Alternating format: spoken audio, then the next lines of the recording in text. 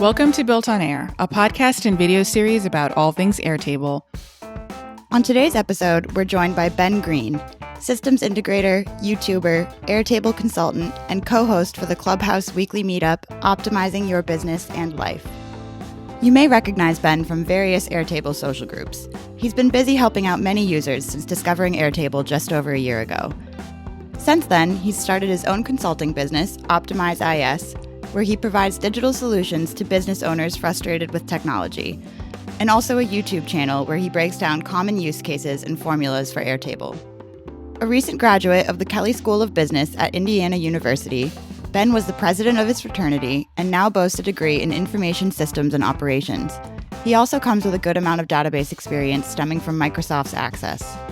The base Ben demos for us today is his CRM. Here he tracks his interactions with clients, time spent working on projects, payments made against invoices, and more. He explains how automation has helped his day-to-day workflow, from reminders to clients, to Slack notifications when someone signs up for a session or is low on hours, to daily and weekly reports. Check out the show notes for links to learn more about Ben and Optimize IS. So this was my very first base, and as I said before, I was still in school at the time, but I think I added some fields in here today to look and see. So I think there was a record, I think it said like the 16th or something that it was created on of January last year, but this was the very first thing that I used it for. Up here, you can see that. So I had anything that I was doing at this time after I was done being president in 2019. In 2020, I was the VP of Finance on the IFC exec board, which it manages all the other fraternities. And so I was like managing that in here, managing all my schoolwork because there wasn't like one other good place to manage it. And so, yeah, I think this might have been my first Airtable record as well. So that might be interesting for some people to see, but for others, like this is the first thing. So managing my schedule for the spring of 2020. And then I was pretty proud of this view. It would show me everything at the time when I was using it. It would show me like everything that I haven't done that like should be done in the next week. That's always super helpful. Yeah. And then I also had like all my exams that were coming up for different classes, but that was the first thing. And then I found out like one of the use cases, I think it was in the Airtable market, or not the marketplace, the universe. Mm-hmm. Somebody had like a bullet journal or something there. I was like, I'm gonna make that myself. So I started, like anytime I would hear someone recommend a book, I started recording like every single book. And I actually still use this one. So I do still come back to this space and use this to update the books. So I think there's probably some down here. And also like skills that people said like, this is the skill you should learn. I'd come in here and record that. But this is like the first thing that I tried. That's wonderful. So do you keep like a little link on your phone screen, like a little app thing? So I use the Airtable app very minimally on the phone. At the time when I was using this, I would, but usually I'm on my desktop in my office. Well, in my closet here. That's a different story for another time. But I would go on my phone if I was on campus. But shortly after this, after I started on Airtable, COVID had started. So I was just in my place most of the time. And then later when I started falling off, I was like at my grandpa's for part of the spring. And the reason why we rebuilt a whole boat engine because I was buying and selling stuff at the time. So I had bought a boat for $500 and then ended up selling it. I know that's not relevant to Airtable at all, but that was around when I fell off with it. But I would use it on my phone when I was walking around campus. Now I'm just always in front of my desktop. Absolutely. Same here. That's awesome. Yeah. So, yeah. And then now I'm I don't know if anybody can tell on the video version, but I'm in a closet here. So I have like a one bedroom in the closet. It's like a walk-in closet in the like townhouse that I live in with some fraternity brothers. And this is like most people's closets, but it's pretty spacious. So I just decided to move the desk in here so I could have like a bigger area than like out there. There's also a wind, you can't see it, but on the behind the camera, there's a window. So I can see like a bunch of trees out there. It's a nice place to work, my opinion. That's perfect. And it gives you a nice little quiet area too. Mhm. Yeah. I love that. That's really funny.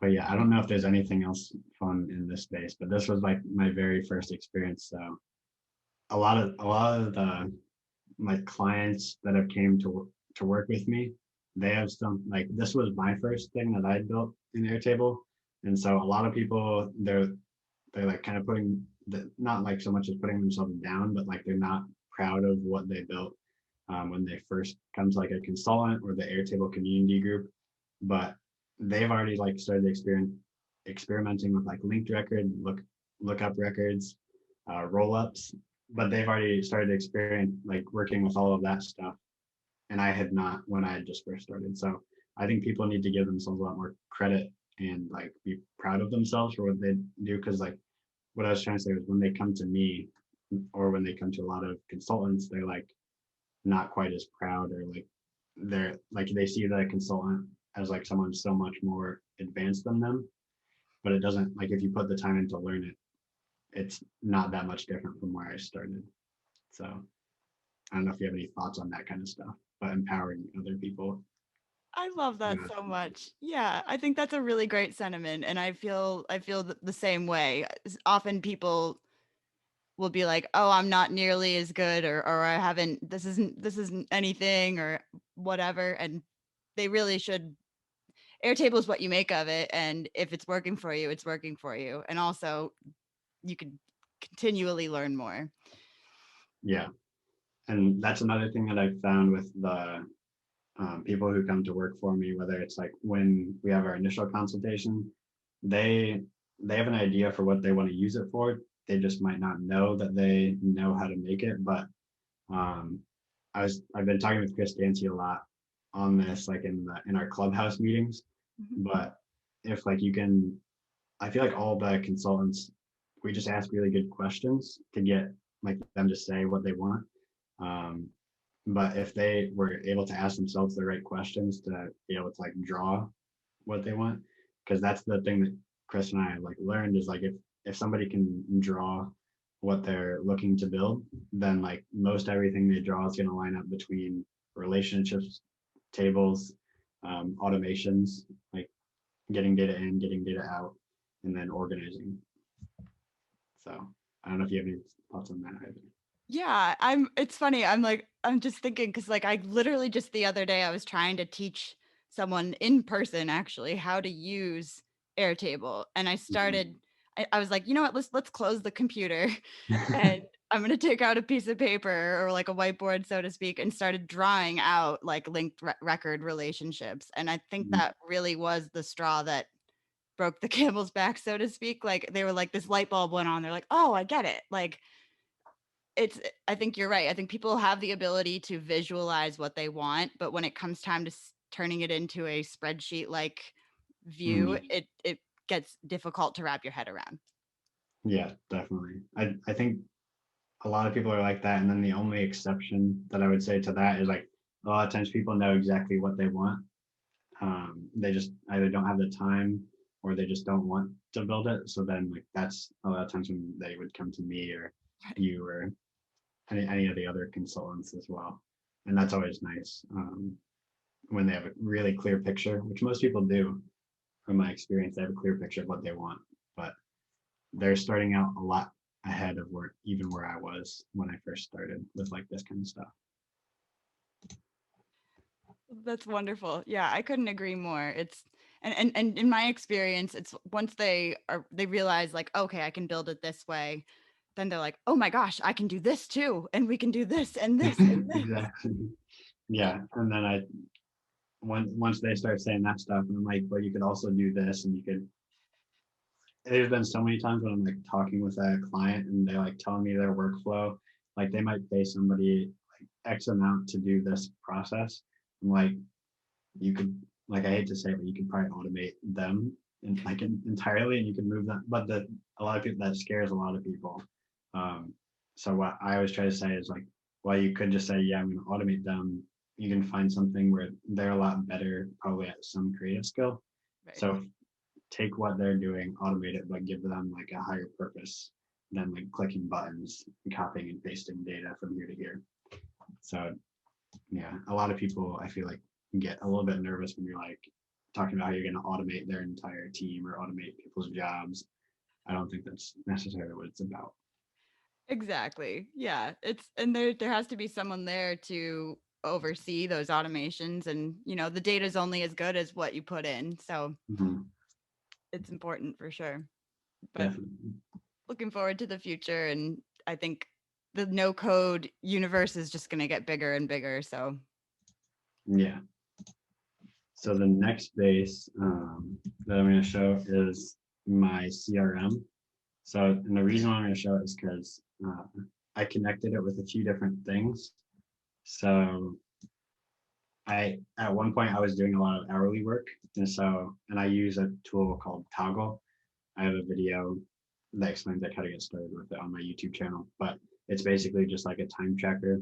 You track what you're working on, and then I picked that because it connects with Zapier mainly. So I have all of that coming into an Airtable like database, and then I also have I do all my billing through an app called Stripe, which also connects with Zapier. So I kind of had, when I was doing a lot of hourly, I would have those like come into the same base and then meet. And so I would never have to like update a client on how many hours. And another thing that I feel like a lot of beginners don't realize is like how powerful a unique identifier is. So that's actually like between that and the Google Slides PDF maker. That's like two of the videos that I'm looking to make soon. But using a unique identifier from as soon as they sign up with me on Calendly to then having that same unique identifier in Toggle as their like project, and having that same unique identifier in Stripe, and then having that same unique identifier in Airtable where I get the information from Calendly, from Toggle, and Stripe. Right. So I was going to show the power of using that to like aggregate data in here. And That's this will just awesome. be an example. Wonderful. Yeah, this is absolutely huge. I think a lot of people could benefit from learning more and wrapping their heads around this part of automations. But this basically, it takes all of those unique identifiers and brings them into the same place. So without showing too many of these, like they'll come into the context table from Calendly. All of their information will get linked up to their contact in this is accounts receivable, but it's just all the incoming invoices from Stripe.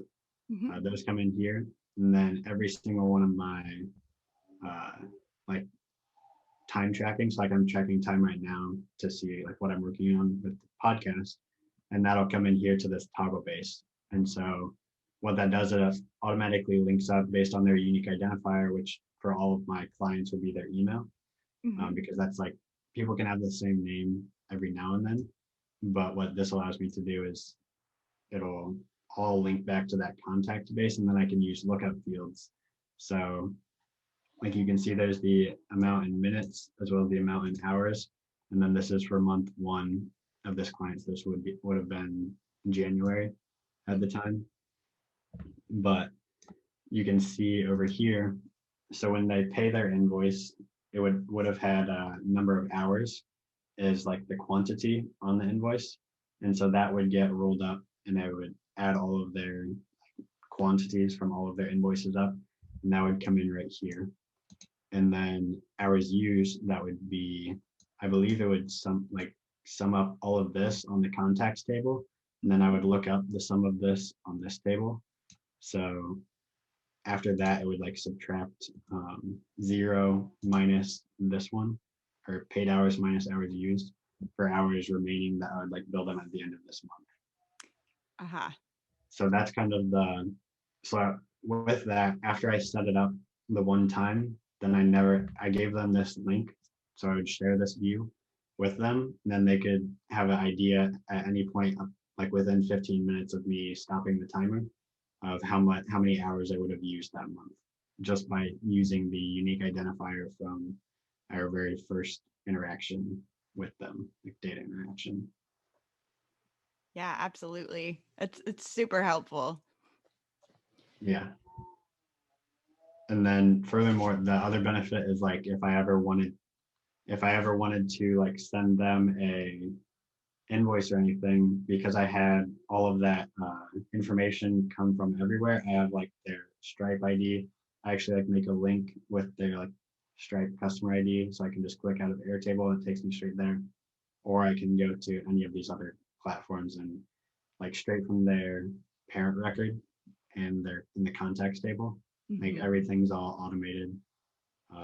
And I would go through all the automations, but there's a ton. I actually went through a lot of them in a YouTube video.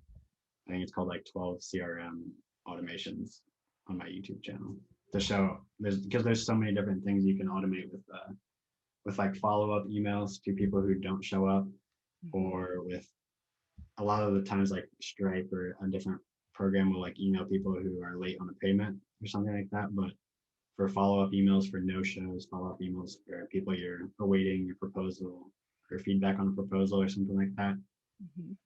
A lot of that I've found can be automated with internal Airtable automations or Zapier. Absolutely. Yeah, it comes in so handy and saves so much time and saves a lot of like, oh, I forgot to do that. Mm-hmm.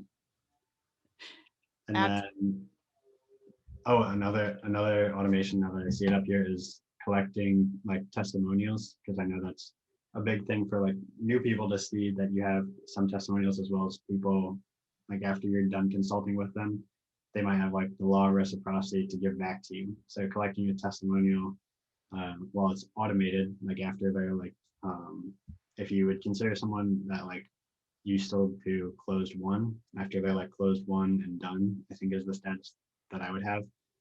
After that's marked yes, then like 2 days later, send them an email asking for a testimonial form, assuming it went well. Everything went well, which it always has in my experience. But I saw someone had made a comment in a YouTube video I was watching that you should be careful with that to make sure it was like a good experience for them before asking for the testimonial. But Certainly. But yeah, and would you like or I don't know if you have that set up or not already, but would you like send it to like an Airtable form that they can then fill back out to go right back into the CRM? exactly, yeah. So it's with a formula to pre-fill their name in there. So it's not there's another hack so that if you were to send them a form with a linked record in it, then they could click on that and see all of your different clients, and you might have NDAs, so you can't really share that. Yeah. So you can write a pre-fill to, instead of pre-filling the linked record, you can pre-fill the unique identifier, their primary field. And then when they submit it, they probably, if they see you've already filled that out for them, they probably won't change it. So then it'll link right back up to their contact. And then I would get a message in Slack saying they're submitted it. Or I get other messages like when somebody signs up for a call, or somebody submits a payment, or someone's low on hours, stuff like that. That's been a game changer too. Absolutely.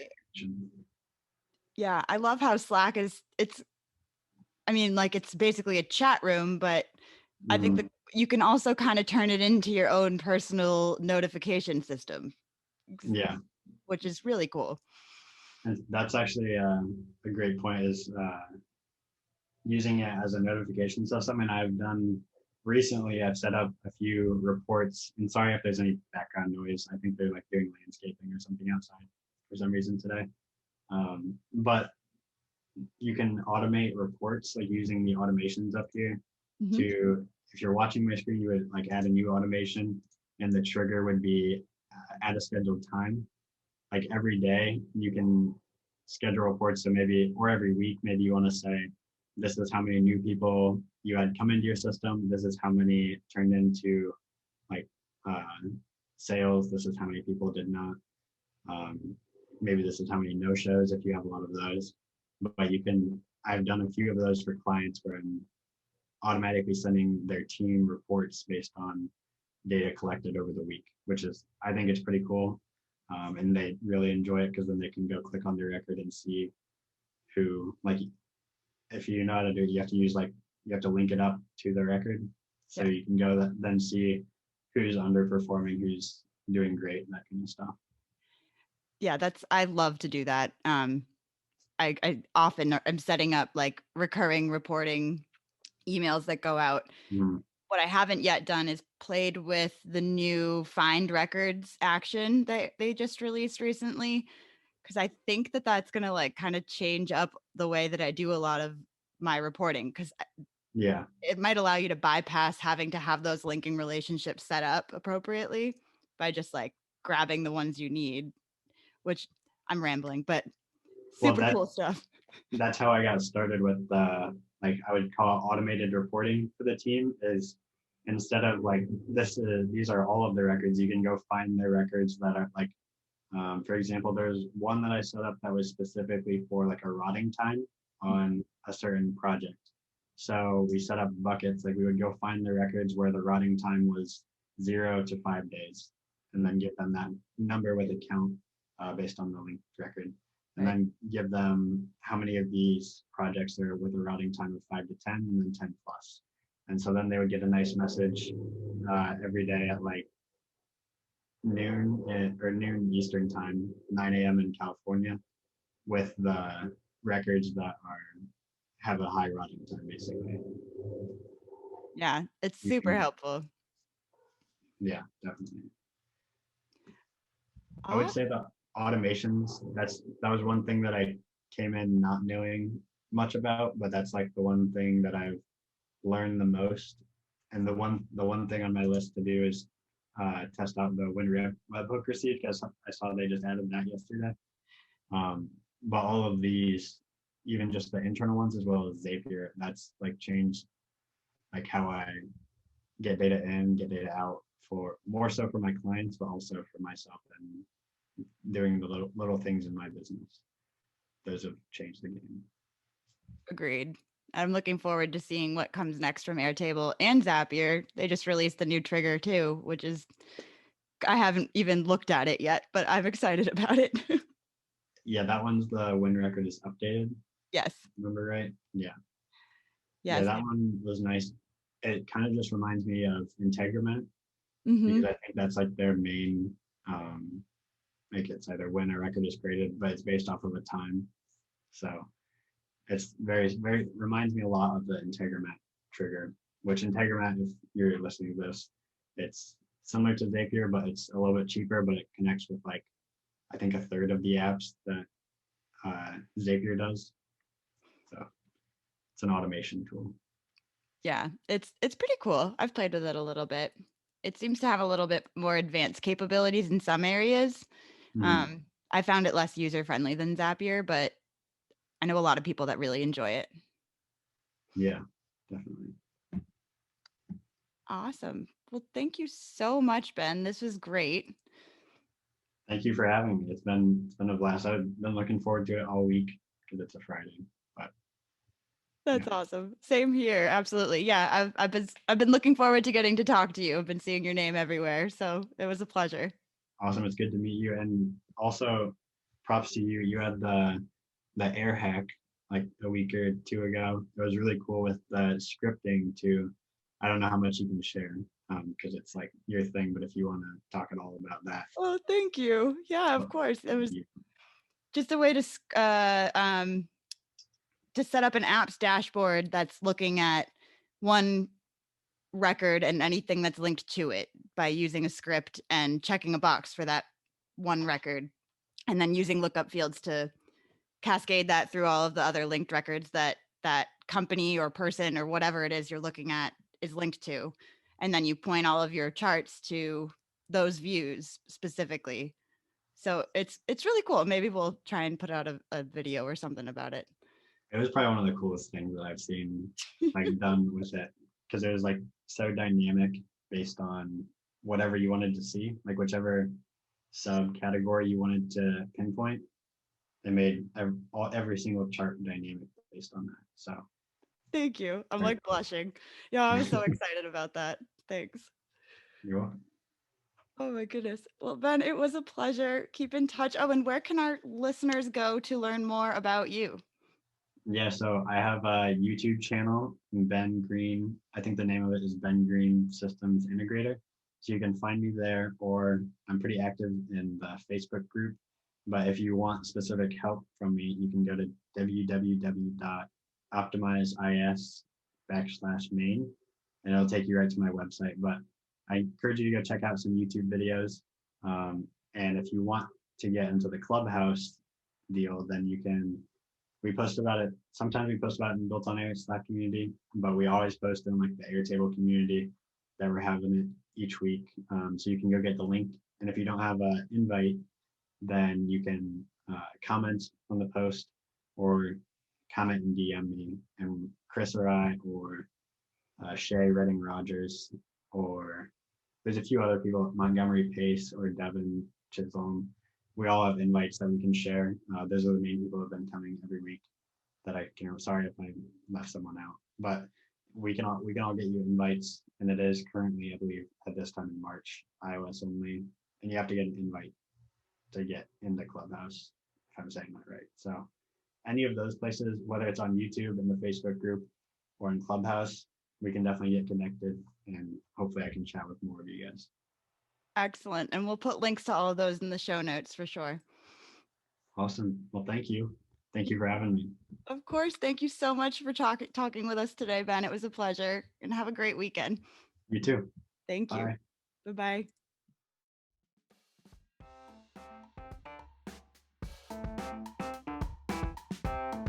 Thanks for watching. If you enjoyed the episode, be sure to give it a like or hit us up on social at BuiltOnAir. We always love to hear your comments and suggestions. And don't forget to subscribe to catch new episodes when they release. It helps us keep the podcast going.